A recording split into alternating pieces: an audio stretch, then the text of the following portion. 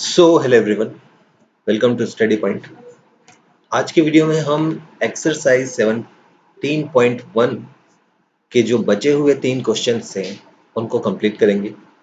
पिछले कुछ वीडियोस में इस चैप्टर के मैंने 7 क्वेश्चन करा दिए हैं।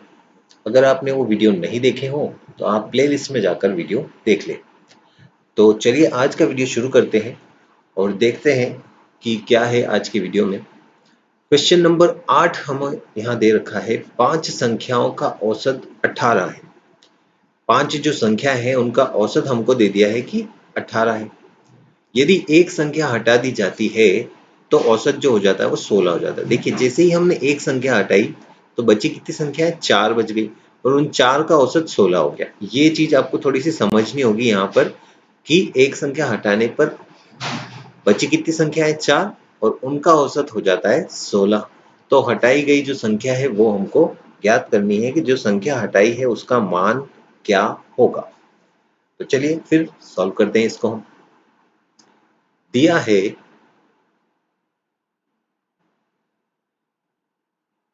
कि 5 संख्याओं का औसत और वो कितना है, 18। तो इन 5 संख्याओं का कुल क्या हो जाएगा, इसलिए 5 संख्याओं का कुल मान हो जाएगा 18 इंटू 5 यानी कि 90। तो ये तो 5 संख्याओं का कुल हमको मिल गया। अब इसके बाद में हमको यहाँ पर ये बोला है कि एक संख्या हटा दी जाती है तो औसत जो है वो 16 हो जाता है।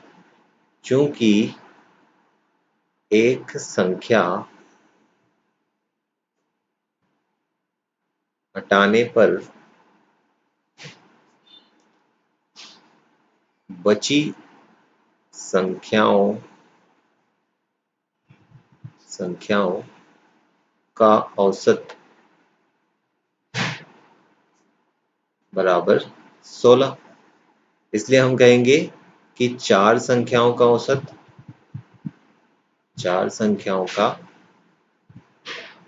औसत बराबर 16। इसलिए 4 संख्याओं का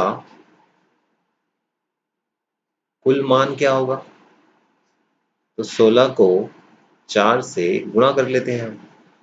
तो 16 चौक कितना होता है, 64। अब देखिए 5 संख्याएं थी, उसका कुल था 90, यानी कि ऐसा हम मान लेते हैं 5 संख्याओं का कुल योग है 90, 4 संख्याओं का कुल योग है 64। तो बची हुई एक संख्या जो है वो हम इन दोनों को आपस में माइनस करके निकाल सकते हैं कि जो हटाई गई संख्या क्या है। तो इसलिए हम यहाँ लिखेंगे, इसलिए हटाई गई संख्या होगी, वो क्या होगी, 90 माइनस 64 कर लेते हैं। और 90 में से 64 माइनस होंगे तो कितना बचेगा यहाँ पर, 26। ये हमारा आंसर आ जाएगा। और जो संख्या 26 है वो हमने हटा दी, इसलिए उन 5 संख्याओं का औसत जो है वो 16 बन गया। क्लियर है? चलते हैं अगले क्वेश्चन की तरफ। Question number 9। क्वेश्चन नंबर 9 दे रखा है, 13 संख्याओं का माध्य 24 है। वही बात है, 13 संख्याओं का औसत 24 है या 13 संख्याओं का माध्य 24 है, ऐसा हम कह सकते हैं। प्रत्येक संख्या में 3 जोड़ दिया जाए तो नए माध्य में क्या परिवर्तन आएगा। बहुत ही सिंपल सा सवाल है। देखिए क्या दिया है वो लिख देते हैं कि चूंकि 13 संख्याओं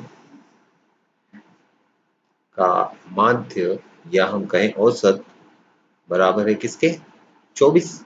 और यहाँ बोला है प्रत्येक संख्या में 3 जोड़ा है, प्रत्येक में 3 जोड़ दिया मतलब हर एक में 3 जोड़ा, यानी कि 13 ही संख्याएं हैं, उन 13 में ही 3 3 3 3 जोड़ रहे हैं, हर एक में 3 3 जोड़ा जा रहा है। तो माध्य है वो भी 3 इंक्रीज हो जाएगा, वो भी क्या हो जाएगा, 3 बढ़ जाएगा। चूंकि प्रत्येक संख्या में 3 जोड़ दिया जाता है,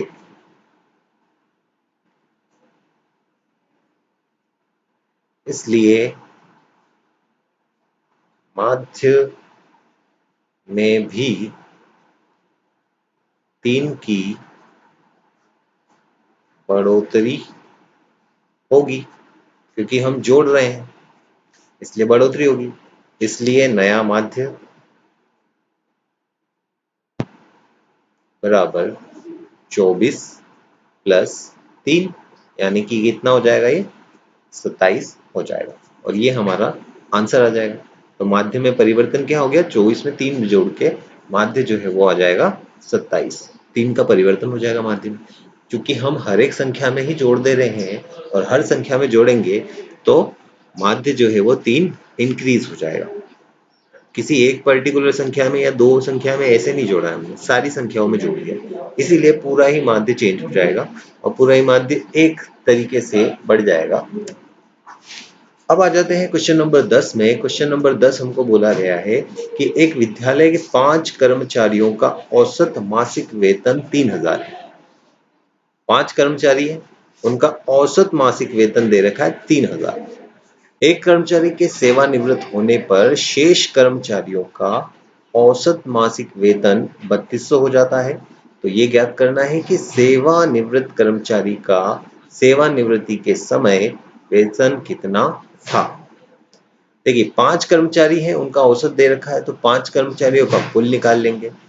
उसके बाद यहाँ बोला है कि एक कर्मचारी सेवानिवृत्त होता है, तो बचे कितने, 4 कर्मचारी। 4 कर्मचारियों का जो है औसत मासिक वेतन 3200 हो जाएगा। तो 4 कर्मचारियों का कुल मासिक वेतन निकाल लेंगे और फिर जो 5 कर्मचारियों का कुल मासिक वेतन है उसमें से 4 कर्मचारियों का कुल मासिक वेतन घटाने पर हमको जो सेवानिवृत्त कर्मचारी हुआ है उसका मासिक वेतन ज्ञात हो जाएगा, सेवानिवृत्ति के समय वाला। तो चलिए लिखते हैं, चूंकि 5 कर्मचारियों का औसत मासिक वेतन है, तो क्या है,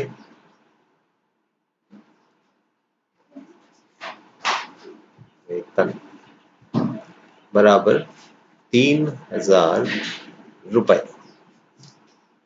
अब हम लिख लेते हैं कि 5 कर्मचारियों का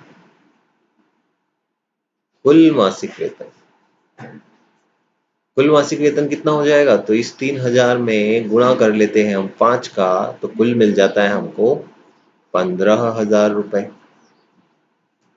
क्लियर है, ये हमको कुल मिल गया, सॉरी 15000 रुपए। अब इसके बाद में एक कर्मचारी सेवानिवृत्त होता है, क्योंकि एक कर्मचारी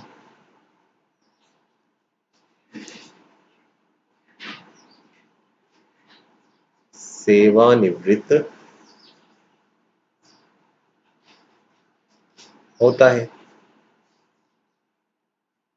इसलिए 4 कर्मचारियों का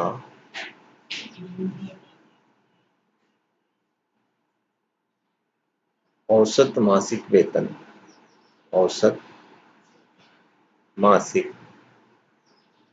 वेतन है, कितना है, यहाँ हमको दिया है, देखिए 3200 रुपए, तो लिख देते हैं हम कितना, 3200 रुपए। तो इसलिए जो 4 कर्मचारी हैं उनका कुल मासिक वेतन क्या हो जाएगा, चारों का कुल मासिक वेतन हो जाएगा 3200 इंटू में 4, तो ये कितना हो जाएगा, 12800 रुपए। गुणा कर लेते हैं हम 3200 का 4 से। तो ये तो हमको 5 कर्मचारियों का कुल मासिक वेतन पता है, ये हमको 4 कर्मचारियों का कुल मासिक वेतन पता है। ये 5 कर्मचारियों का कुल वेतन में से 4 कर्मचारियों का कुल वेतन हम माइनस कर देते हैं, तो इससे जो सेवानिवृत्त हुआ है, जो व्यक्ति सेवानिवृत्त हुआ है उसका जो मासिक वेतन है सेवानिवृत्ति के टाइम वाला, वो हमको पता चल जाएगा। तो देखिए, सेवानिवृत्त निवृत्त हुए कर्मचारी का वेतन। ठीक है, इसलिए सेवानिवृत्त हुए कर्मचारी का वेतन क्या होगा? तो ये जो 15,000 है इसमें से माइनस कर देते हैं हम 12,800। तो ये हमको कितना मिल जाएगा? देखिए 12,800 में अगर मैं 200 जोड़ दूं तो कितना हो जाएगा? 13,000। और 13,000 में 2,000 जोड़ेंगे तो कितना हो जाएगा? 15,000। तो कितना मासिक वेतन प्राप्त होगा हमको? 2,200 रुपए। ये जो है उस व्यक्ति का, उस कर्मचारी का वेतन है जिसको सेवानिवृत्ति प्राप्त हुई है। और ये हो जाएगा हमारे इस सवाल का आंसर। ठीक है, तो ये आपकी जो है एक्सरसाइज 7.1 कंप्लीट होती है। आज के लिए इतना ही। आगे फिर हम मिलेंगे 17.2 के साथ में। तब तक के लिए थैंक यू।